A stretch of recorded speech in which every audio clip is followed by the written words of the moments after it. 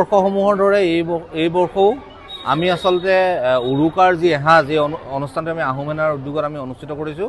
আচলতে আমি ভাবোঁ যে মাঘ বিহুটো ভোগৰ উৎসৱ বুলি কয়, ভোগালী বিহু বুলি কয়। এই ভোগৰ উৎসৱটোত যিধৰণে অসমৰ প্ৰতিজন মানুহে মাছে মঙহে উদ্দপুৰাই এসাঁজ খায়, সেইধৰণে আমি পদপথত বাস কৰা যিসকলৰ ঘৰ বাৰী নাই, কোনো মানুহ নাই, একেবাৰে অভাৱত চলিছে, সেই মানুহখিনিক যাতে আমি উদ্দপুৰাই মাছে মঙহে কণীয়ে গাখীৰে যাতে এসাঁজ খুৱাব পাৰোঁ তাৰ আমি চেষ্টা কৰিছোঁ।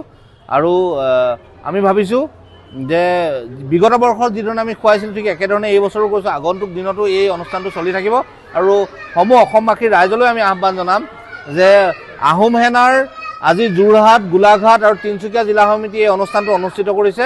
আমি অসমবাসীলৈ আহ্বান জনাম যে ভোগৰ এই উৎসৱটো যাতে এই নিচলা মানুহসকলৰ প্ৰতিও আপোনালোকে অকণমান চিন্তা কৰক, পদপথত থকা বসবাস কৰা মানুহখিনিও যাতে ভোগৰ উৎসৱটো অনুভৱ কৰিব পাৰে, তাৰ কাৰণে খোৱাৰ ব্যৱস্থা অসমবাসী ৰাইজক ল'বৰ কাৰণে মই আহ্বান জনাইছোঁ।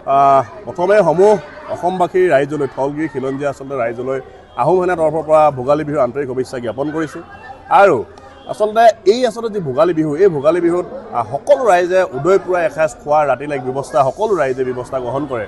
কিন্তু আমি দেখিবলৈ পাওঁ এই পদপথত থকা পদপথৰ আশ্ৰয় লৈ থকা যিসকল লোক, এই লোকসকলে একেদিনাই উদয় পুৰাই মাছ মাংস কণীকে আদি কৰি সকলোখিনি সামগ্ৰী একলগ কৰি খোৱাৰ আচলতে তেওঁলোকৰ সামৰ্থ্য নাই।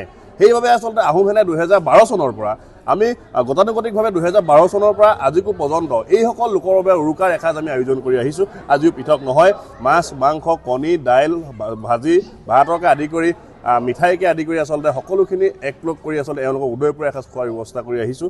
আৰু আমি আশা কৰোঁ অসমবাসী ৰাইজে যাতে আশীৰ্বাদ দিয়ে, অনাগত সময়তো এইসকল লোকক যাতে আমি আচলতে এনেদৰে সহায় কৰি যাব পাৰোঁ, এসাঁজ খুৱাই যাব পাৰোঁ, তাৰ বাবে আচলতে আমি অসমবাসী ৰাইজৰ পৰা আমি আশীৰ্বাদ বিচাৰিছোঁ। ধন্যবাদ।